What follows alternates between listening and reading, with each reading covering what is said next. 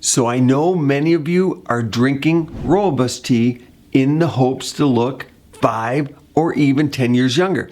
It's easier now than ever before to actually look 10 years younger, but can tea really do it? Is that the holy grail? Is that all you need? I'll show you how I get the most out of my teas as well.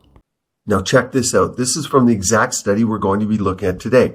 The loss of subcutaneous adipose tissue, that's your superficial fat, predisposes to the development of altered cosmetic appearance, wrinkles, sunken eyes, skin folds, whereas the accumulation of visceral, that's around your organs, deep inside your body, think belly fat, so visceral adipose or fat tissue is associated with an increased risk of age-related diseases. You'll know these: metabolic syndrome, diabetes, hypertension, cancer, etc.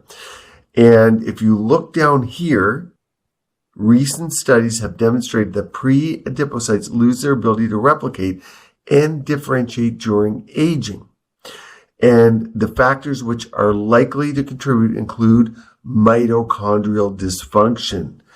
And you all know telomere shortening. You've heard of that before. But today we're focusing on mitochondrial dysfunction and the effect there in the cell. What are you seeing? Well, you'll tell me skin wrinkles, right? Well, no, actually it's facial fat that is the very thing that's keeping you younger looking. But you always want what you don't have, right? When you had that baby fat right here, almost none left, you want to get rid of it, right?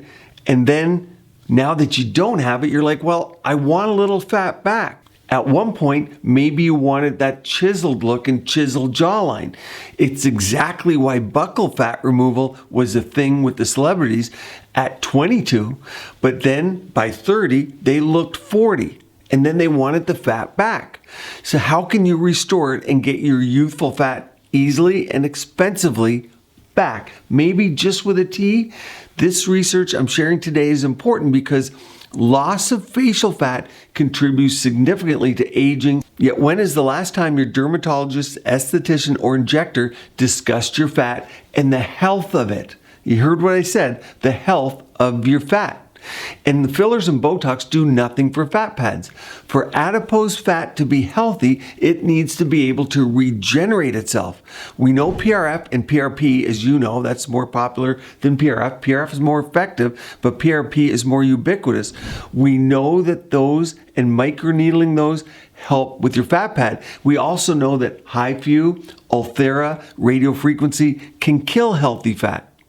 Rooibos provides fat protection in the face. Recent studies have demonstrated that fat stem cells, called pre-adipocytes, lose their ability to replicate and differentiate during aging. One factor that contributes to the health of these fat stem cells is mitochondria. Now, mitochondria are found in every cell in your body. Here's what they look like in your cell. They're responsible for producing energy.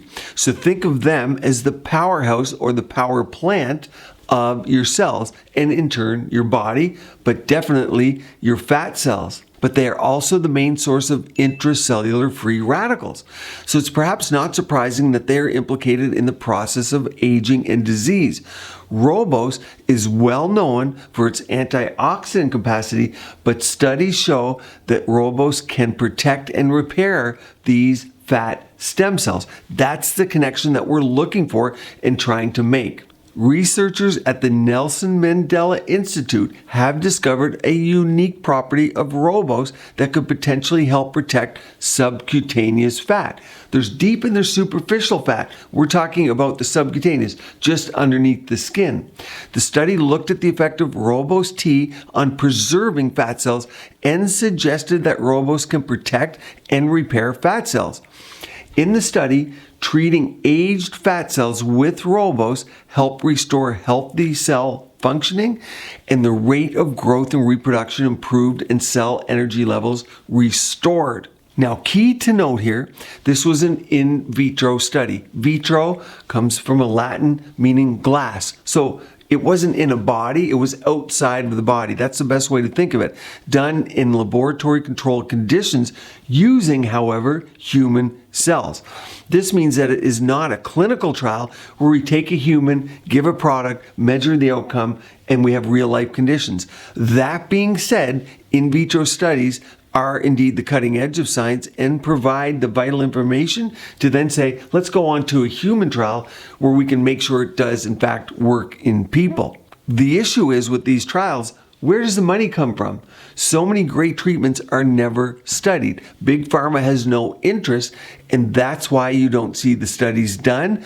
They're not going to make enough money on a tea or something like Rooibos to get their money back. So they'd rather spend it in a drug they can patent. Just because there's not a study or clinical trial does not mean it doesn't work. Using these independent in vitro models, which mimic the specific aspects of the aging process, the researchers established that Rooibos protects these pre-adipocytes, the predominant cells found in the fat tissue, from degenerating, and therefore could potentially reverse the onset of age-related diseases and even keep wrinkles at bay. Factors responsible for the decline in the pre-adipocyte function include oxidative stress and mitochondrial dysfunction.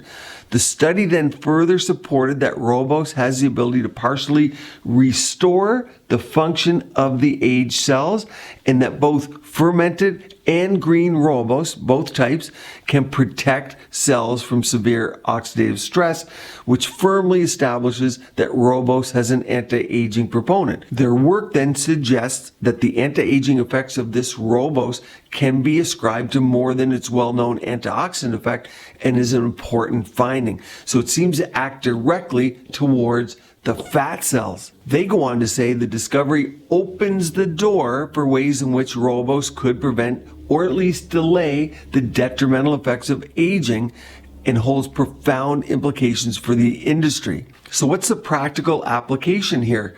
If it seems to work, that's the mechanism. How much do you need to drink for this to work? It's not yet clear how much Rooibos tea should be consumed to derive the maximal anti-aging effect, since only cultured cells were used during the experiment. It wasn't a human trial. However, in the experiments, they used concentrations that were physiologically relevant, and from work done by other researchers on human subjects, they made the assumption that the remarkable effects observed in the cell culture in vitro were achievable through levels we obtain by drinking 1 to 2 cups a day. This is how I drink my Rooibos tea. A lot of people pronounce it Rooibos, and I like loose leaf tea. I just put a teaspoon in there, and I love these cups. And then I just pour the water on, hot water, of course, and it's kind of steeps inside this little container. Many of you might be using this. Maybe I'm describing something you already know. But you put that on. It then steeps kind of underneath in through here. And then it has this nice little cover. And that just keeps it hot. And then I steep it in there. And you get some sediment sometimes down here, but it settles to the bottom. I suppose that would steep a little longer than maybe you want, but the majority of it is up in here. But that's what I like to use when I'm drinking tea, loose leaf like that. So where does this leave us for the future? Well, the number of scientific papers published investigating these health benefits have substantially increased over the past 10 years, and the rate of scientific investigation is set to be further boosted by these findings. So when we find something that works, it spurs on other people to do more and more studies to see if they can corroborate these findings. So what's the take home on this? Well, I think a lot of us are already drinking tea. I think many of you drink green tea. I think that's the most popular tea the people on this channel drink. I think we should do a poll on that maybe. But I think consciously adding Rooibos tea to your regimen, or thinking about it, adding it once a day or at least a few times a week, is worthwhile, because the in vitro evidence is somewhat compelling. And we also know it's high in antioxidants, low to no caffeine, low in tannins, and it has quercetin. So it has many, many antioxidants, and I think it's beneficial regardless. So try it, whether it fully helps your fat pads or not, but in conjunction with everything else you're doing that I talk about on this channel to prevent facial fat pad loss, to keep your facial fat pads healthy with the skincare, with the tetrahexyl desosorbate vitamin C, and with decreasing inflammation on the skin and limiting bad sun exposure that kills the fat pads. Consider your hormones with I would say, a holistic approach of all those things together. I think it's very worthwhile to do it. I'll keep an eye on the studies and see if anything new comes out, but there's enough evidence there where I want to follow this for you to see if it's something we should be doing. But for now, yes, there's no downside that I see to doing it. You're definitely going to want to watch this video on the best way to drink your tea, because I know you're already drinking it, but it can be harmful if you don't drink it the right way. And one on down here, how to keep your facial fat pads healthy. Stay tuned here. Keep your skin and body beautiful, healthy, and vibrant.